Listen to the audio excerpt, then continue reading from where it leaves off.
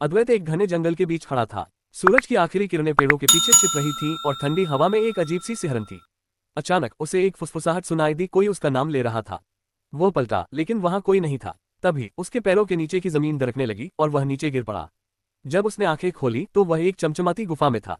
गुफा की दीवारों पर अजीबोगरीब चित्र बने थे, आदमी, औरतें और कुछ ऐसी परछाइयां जिनकी शक्ल इंसानी नहीं लग रही थी। गुफा के बीचों बीच एक चमकती हुई किताब रखी थी। अद्वैत ने डरते डरते उसे उठाया। जैसे ही उसने पहली पंक्ति पढ़ी, एक कड़कती आवाज गूंज उठी, तुमने इसे खोल लिया है, अब सवाल पूछो या हमेशा के लिए खो जाओ। अद्वैत ने हिम्मत जुटाकर पूछा, ये जगह क्या है? किताब ने जवाब दिया, ये समय और सत्य का मार्ग है, लेकिन हर सत्य का मूल्य चुकाना पड़ता है। उसे अचानक महसूस हुआ कि उसके हाथों से किताब गायब हो गई है।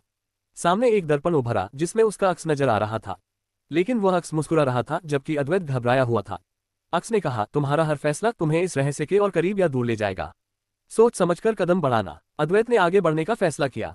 जैसे ही उसने एक और कदम रखा, गुफा की दीवारें सिकुड़ने लगीं। हर तरफ से फुसफुसाहटें तेज हो गईं। वो घुटनों के बल गिरा और चिल्लाया, मुझे जाने दो। अचानक सब शांत हो गया।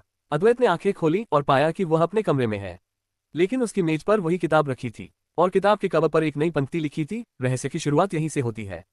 ऐसी ही मज़ेदार कहानियाँ देखने के लिए हमारे चैनल को लाइक, शेयर और सब्सक्राइब करें।